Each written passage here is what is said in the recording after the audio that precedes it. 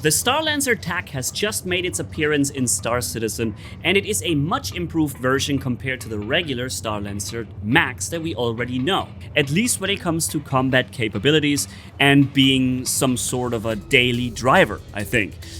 We have a lot more firepower on the co-pilot side, left and right.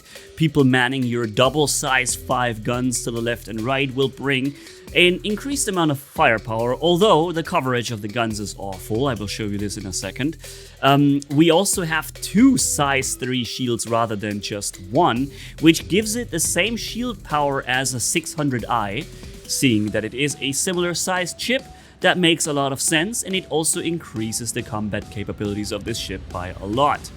Other than that, I don't think it is more mobile or anything, but it definitely has a cool look to it. The skin you're seeing here is the default skin you get from having just purchased the ship. On the side back there, you see some beautiful rocket launchers, size 2, pointed backwards, which I don't think I'll ever use, but they're there. So we're gonna look at the combat performance here of this ship, as well as having some walk right through and a bit of a, showcase of the interior and exterior. We're gonna destroy the Polaris in the Hunt Polaris mission, and we're gonna have a look at the cost of running this ship and some stats. You see, you get a decent amount of firepower when you put the attrition 4s on it.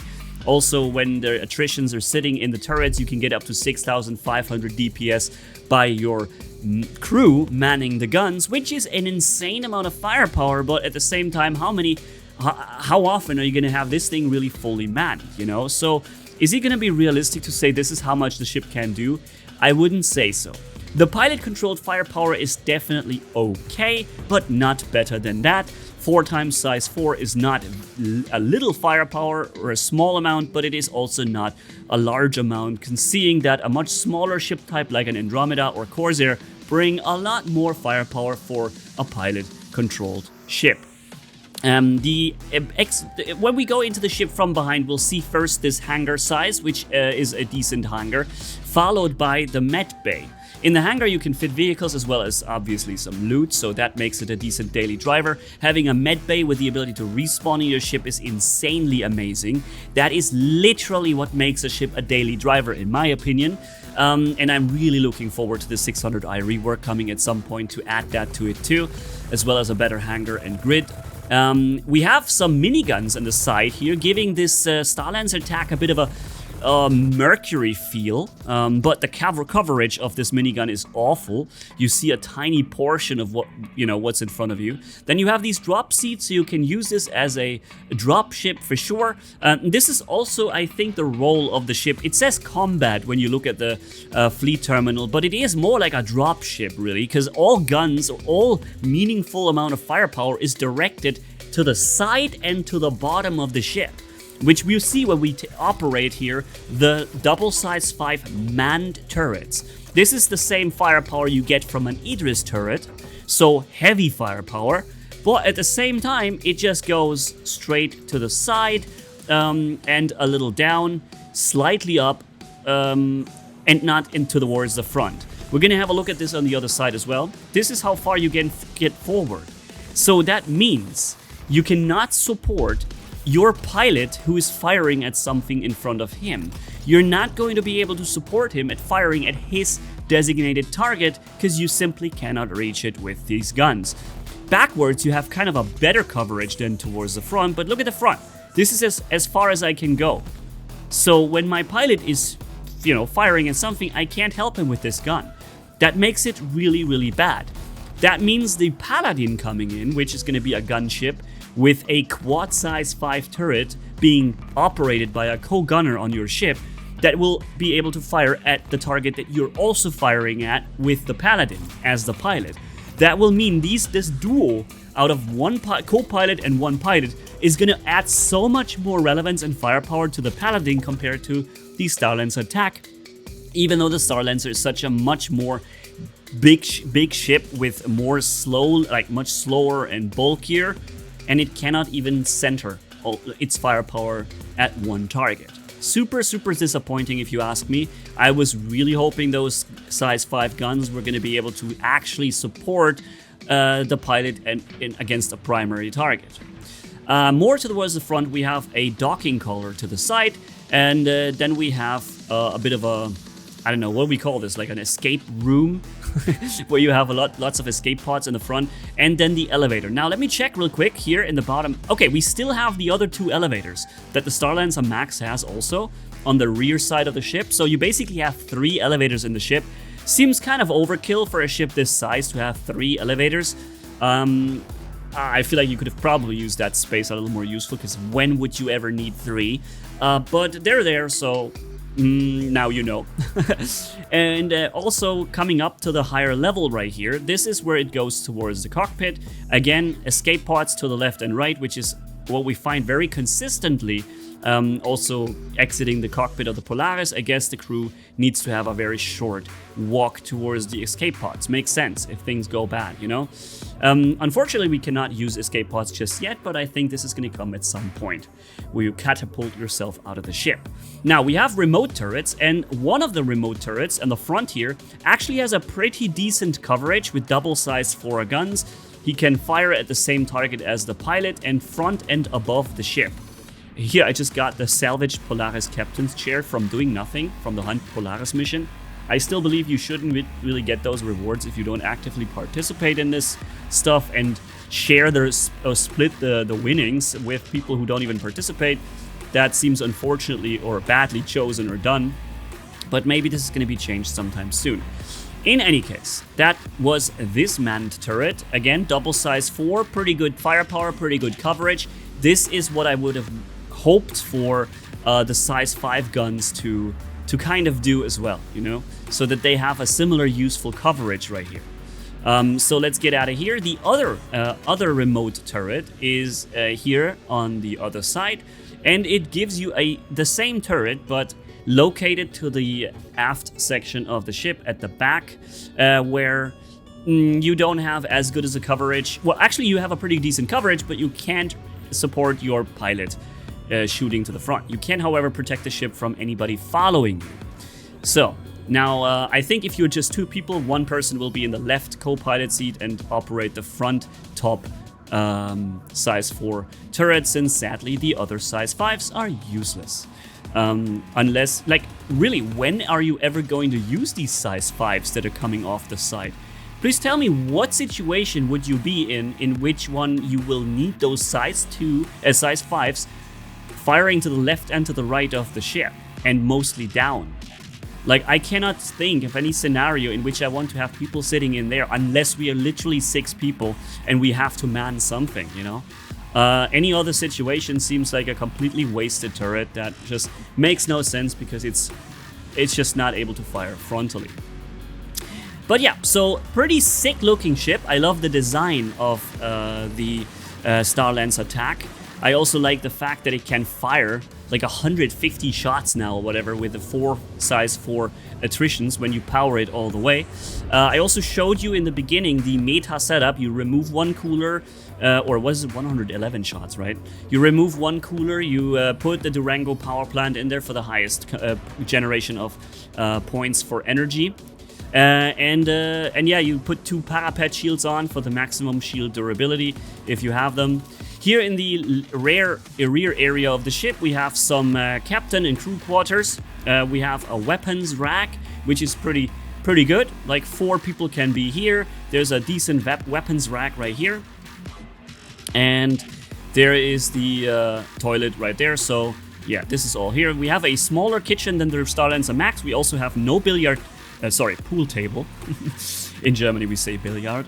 No, billiard, yeah. And then there is another bathroom or whatever. And then comes here this section where normally you would have a lot of the crew quarters, which has been changed now. And instead, around this super wasted space, if you ask me, I mean, this could have been built more. I think they could have made more of this space by, you know, making this smarter. It could have been a larger hangar. This here is the hangar for the Star Furies. Sorry, nope, the Furies. We're not in Babylon 5, we're not flying Star Furies here, just Furies. And 2 of them fit nicely in here. I've heard people say that Arrow would fit in. I don't believe it. The Arrow isn't actually as small as many people think when it is even when it folds the wings. I honestly can't think of the arrow fitting in here. I haven't tried it yet, and if you know something about that, please write it down in the comments. I will use the pinned comment as usual to update you on any information. So if anything I'm saying here becomes outdated, or I have to add something that I forgot, it will be in the pinned comment. It's an excellent way for me to add something to the video after the video is finished, to correct something or to add more information. So make sure to check out the pinned comment, maybe even leave a like and a comment below while you're at it, would be cool. And again, if you like the content, please stay tuned, subscribe. I've just gotten the Idris, I have the K and the T kit for him, and we're gonna have a look at the T version because I wanna figure out how potent this double size 7 projectile gun on top of it is. Yeah, so let's have some combat, shall we, with the Starlancer TAC. Definitely a beautiful looking ship. Some people say it looks like a penguin that's sliding on its belly. I can see why. I can definitely see why people would say that. But it is a really beautiful penguin. And it's so unfortunate that these two size 5 double turrets are so useless. It just makes my mind, it just blows my mind how you can design a ship around these guns basically and say, all right, this is now your selling point for the Starlancer TAC to have these big size 5 guns, and then you position them in a way where they can't even help you. Does that not seem super odd to you as well? I mean, it's not like they can't do anything, but they just won't do much, you know? And if you sit somebody in there, most of the time their presence there is pretty wasted. So if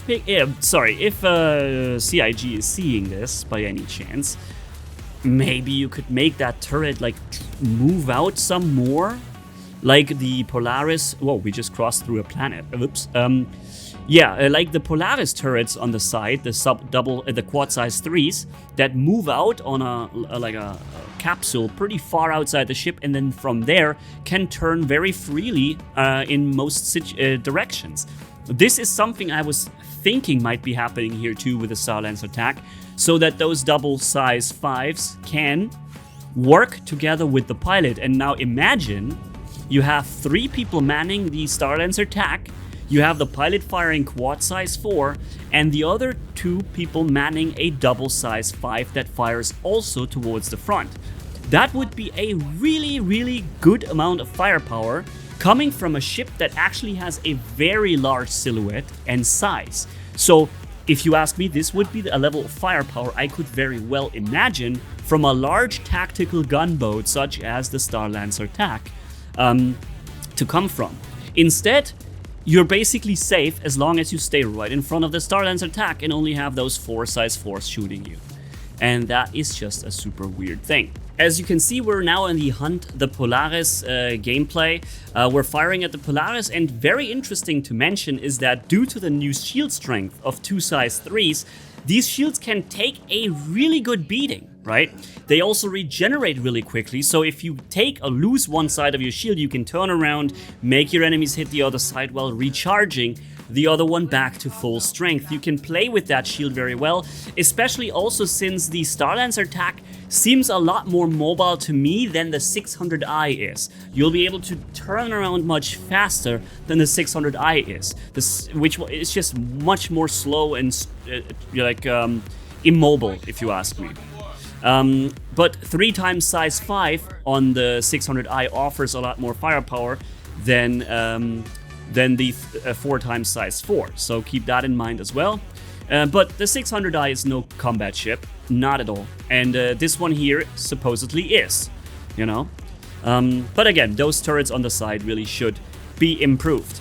Now, we've dropped the Polaris right here, it is done, we've gotten the rewards, we've completed the contract, and we've gotten a whopping nothing out of it because, like I've shown in the beginning, everybody accepts the mission even though they don't play it. But yeah, beautiful ship, absolutely gorgeous to look at if you ask me, but with some major design flaws, which makes this once again an honest review of the ship. I feel like there's a lot of positive to say about it, but there is certainly some things that kind of ruin the concept for me. And I'm hoping that CIG is gonna visit or revisit this ship in development, or change a few things to allow these side-mounted guns to help the pilot to the front. which is really necessary to make this a useful ship. Because once that would be the case, you really have a strong ship or a weapons platform that could really make a difference in battle. Unless you have that, any Corsair, any Andromeda is probably going to be a much more solid choice, despite the absence of a medbay, which now would be the only thing that the Starlancer TAC adds compared to, say, a Taurus or Andromeda constellation or a Corsair, right?